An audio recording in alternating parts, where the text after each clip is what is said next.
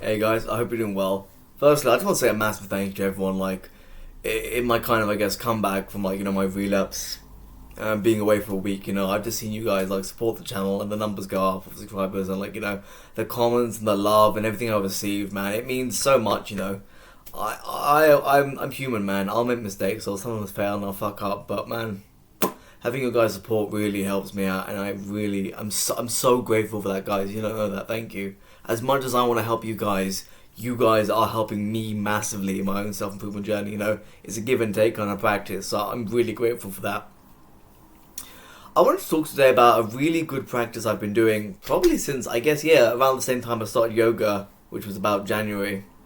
It's got many names. Some people call it Wim Hof breathing, some people call it pranayama, some people call it breathwork.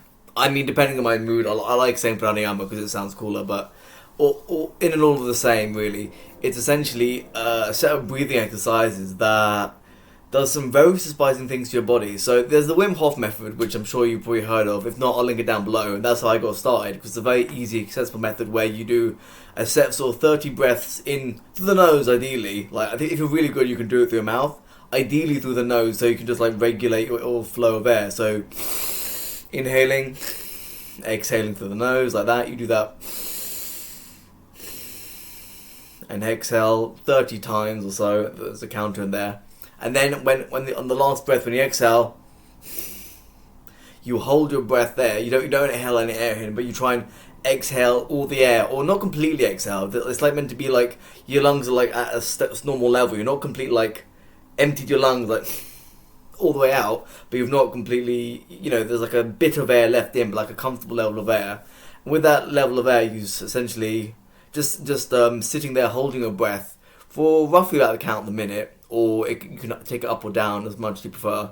But if you're starting out, then a minute is where you need to be at, and then when the minute's up, you inhale and fill your lungs in with as much oxygen as you can, and hold that for, I think in the Wim Hof version it's about 15 seconds, 30 seconds, something like that. But as time's gone on, I've taken up to a minute of the holding the breath with your lungs at kind of full capacity.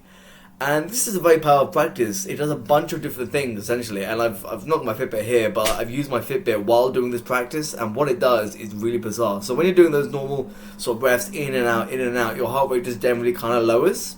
And you just do feel a bit calmer. I do it in a meditative position, crossing my legs and closing my eyes. That's the way that works for me best, because it allows me to focus on my breathing the most.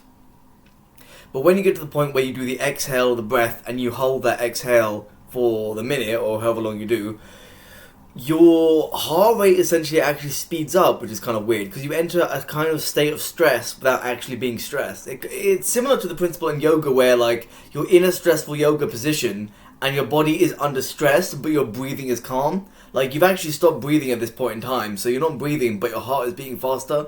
And what that does, this is my knowledge in as far as it is, it kind of opens up the areola in your lungs. So your lungs essentially work. They have lots of little pockets or little bubbles of areas where there's loads of capillaries that are sort of very concentrated together, so they can absorb a lot of air into the blood and exchange essentially carbon dioxide and oxygen into the blood as well. So this activates your capillaries, your areola, and that causes them to pop up more in your lungs, because your body knows you're not getting air, and there's a kind of pressure balance. So the areola. Yeah, that's the word, yeah. The areolae in the lungs that aren't actually normally activated, they pop up and you actually gain a better surface area. And then when you take that inhale of breath in, all that extra oxygen comes rushing into your body, and you can kind of get a kind of high or a rush from this kind of practice. I recommend doing it sitting down as well, because you can fall over, because the sudden rush of oxygen into your body, it shoots your heart rate up like nothing else. And what it does, it really calms and grounds you, and as a meditative practice, it really helps. It really helps kind of bring you into the present moment, make you feel embodied, make you feel it shuts. You can't really have things, or you can't really be stressed or worried while doing this, because you're so involved. Our breath is so important. We're not ever thinking about it, but we constantly need to breathe. And if you shut that off for a minute or 2 minutes, when you get further into the practice as well, it really makes you present about this, present about being in this body, present about inhabiting this reality. And Wim Hof, the guy who invented it essentially, although it is linked to another practice that Tibetan Buddhists do called like Tummo, which is like meant to be like the same kind of breath, but it also heats up your body. I don't know if I've had experiences where I've been doing this exercise and I have felt my body heat up in some ways, but it's never been anything I've been able to control. But it's linked to that essentially, and it's essentially linked to making your heart rate spike up while you're in a period of rest. It does like amazing things for your body. So you're basically here expanding your lung capacity. I think there was a study done where they correlated expanded lung area or lung size is linked with like better, just a better life in general, like longer life expectancy, like having more surface area to your lungs. So this is going to help you become more oxygen efficient, I guess. You know, you will take in more oxygen, your lungs will get stronger, your lungs will get essentially more areola will be activated, so it can draw in more oxygen quicker. You can do more exchange of oxygen and CO2, and it helps boost your heart rate as well, alongside with cold showers. This also helps like strengthen your capillaries in your body and in your veins as well. You actually like gain some benefits from that as well. And for your mental health though, it just makes you feel so much calmer and so much more peaceful, and it feels really good as well. It feels really good, I won't lie. There's kind of a high that gets from it, but that high is earned through holding your breath for 1 minute, 1:30, 2 minutes. 2 minutes, so the way I do it now, because I've gone past the standard Wim Hof practice, you know, the one he gives in the YouTube video, that's a very entry level one. I'll do 30 breaths, I'll hold for a minute and a half, and then I'll inhale. So I'll do the exhale for a minute and a half, I'm going to inhale for a minute, and I'll do that 3 times over, and then I'll do 2 minutes of expelling the breath out, holding that expelled breath, and then inhale for a minute. And then the 6th round I do 2 minutes 15.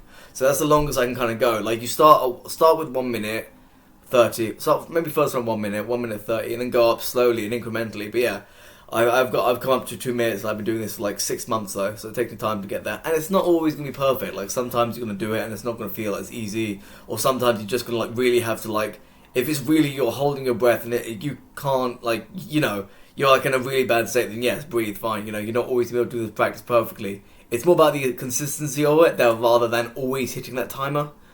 And there's a really good app I use as well called Minimalist Breath. I'll link it in the description below, that you can set your own routine and do your own schedules. And yeah, this has been such a good practice I do. And I always do it while icing my balls as well. I always put like an ice pack in between my legs while I do this. I do this after my cold shower. And it really helps set me up for my day, you know. It really helps ground me, keep me to this present moment.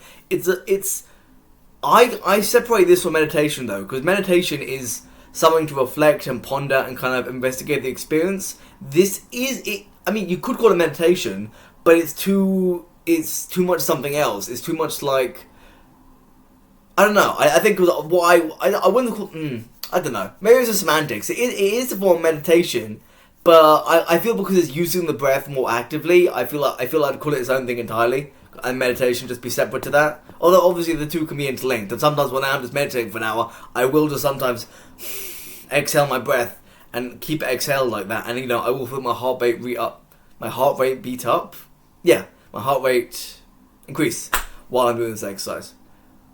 But yeah, basically, breathwork is a really powerful skill. It's going to help your mental health. It's going to help your physical fitness. It goes like alongside with cold showers as well. If you're not doing that, I'll make a video about that to do as well. But once again, guys, thank you for everything. You know, I'm just so grateful to be back on this journey, back on this path, and you know, just doing my shit, man. So it's great. Anyways, guys, take care. Mwah! Remember, choose purpose over pleasure.